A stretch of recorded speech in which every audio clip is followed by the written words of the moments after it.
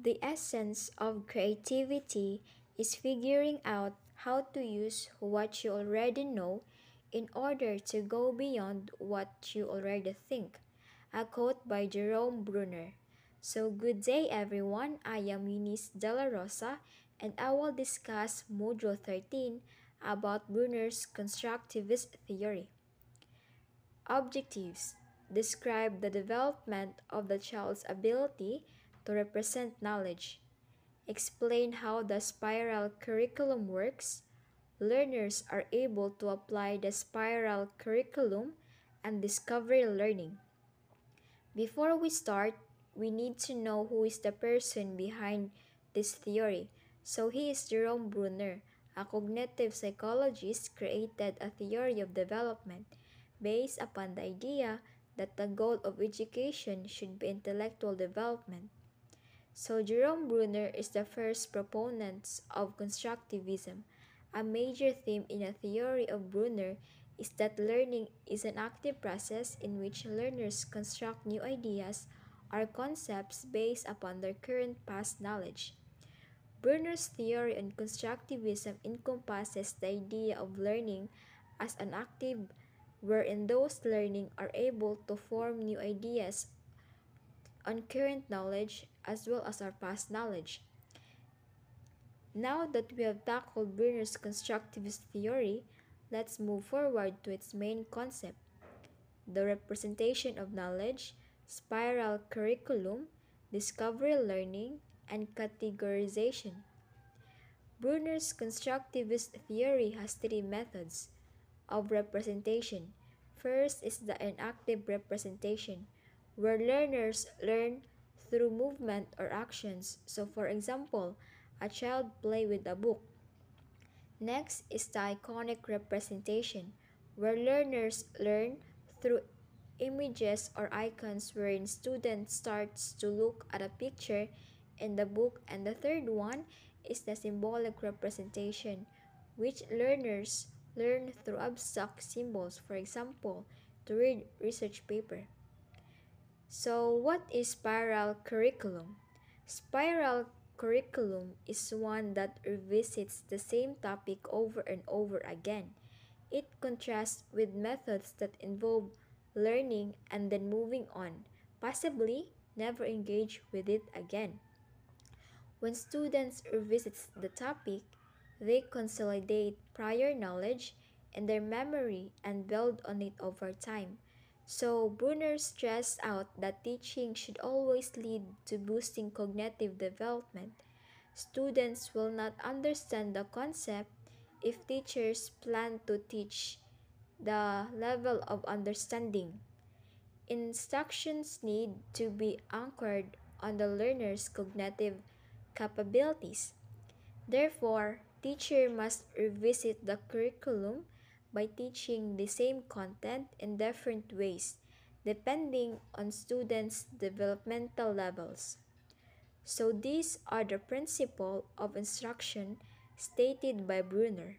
The following are the guide principles in giving instructions or in teaching. Number 1. Instruction must be concerned with the experiences. So, as we know that prior knowledge came from our experience and context that make the student willing and able to learn. That is why we are presenting examples regarding in a particular subject or topic, and it should be related to the learner's own experience. Number 2, the instruction must be structured so that it can be easily grasped by the student or spiral organization. So when we say spiral organization, our topic should be organized and structured in a manner so that the students can easily grasp the knowledge and to understand the topic. Number 3, instruction should be designed to facilitate extrapolation and or fill in the gaps, going beyond the information given. In here, we already applied knowledge and fill in the gaps, or more likely based on the information provided into the real life experience. So, the spiral curriculum is based on three ideas. key ideas. Students revisited the same topic multiple times to reinforce learning. The, the complexity of subject matter increases as child's cognitive ability develops with age.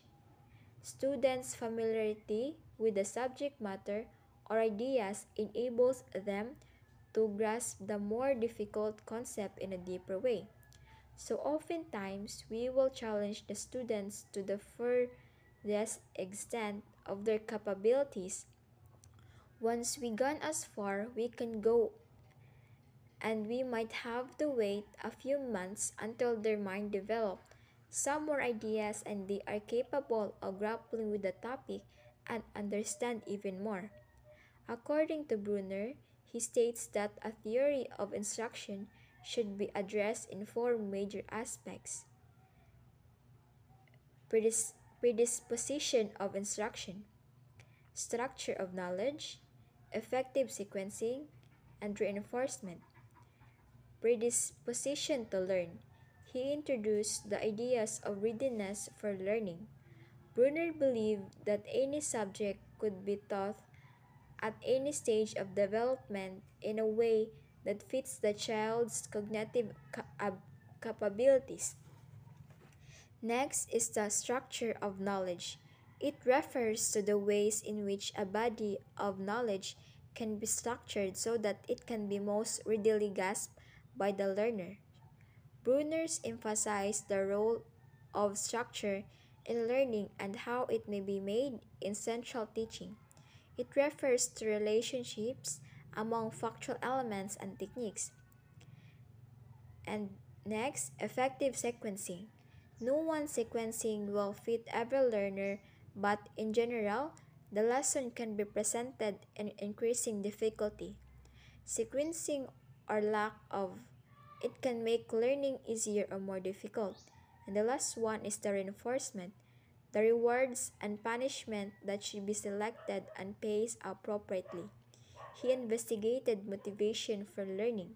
He felt that ideally, interest in the subject matter is the best stimulus for learning. So, what is discovery learning?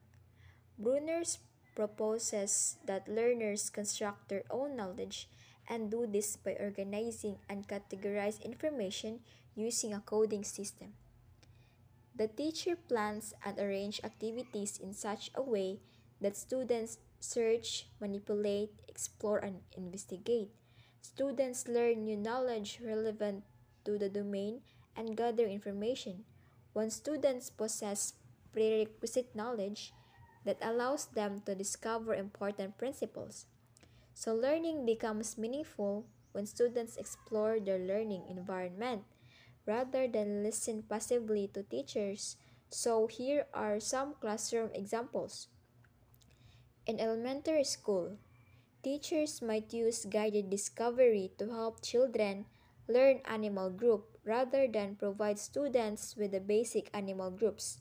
Then the students and teachers could classify the animals by examining their similarities and differences.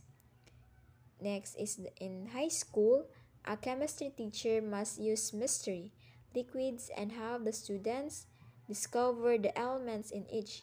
The students could proceed through a series of experiments designed to determine if the certain substances are present in a sample by using experimental process. Students learn about the reactions of various substances to certain chemicals and also to determine the contents of their mystery substance. So, the last one is the categorization. Bruner gave much attention to categorization. In the construction of internal cognitive maps, he believed that the perception, conceptualizations, learning, and decision making are involved categorization. There are several types of categorization. Number one is the identity categories. Categories that involve objects based on their attributes or feature. Second is the equivalent categories. Provide rule for combining categories. Equivalence can be determined by effective criteria which render objects equivalent by emotional reactions. Number 3. Coding system are categories that serve to recognize sensory input. And that is all about Module 13 about Bruner's constructivist theory. Thank you for listening.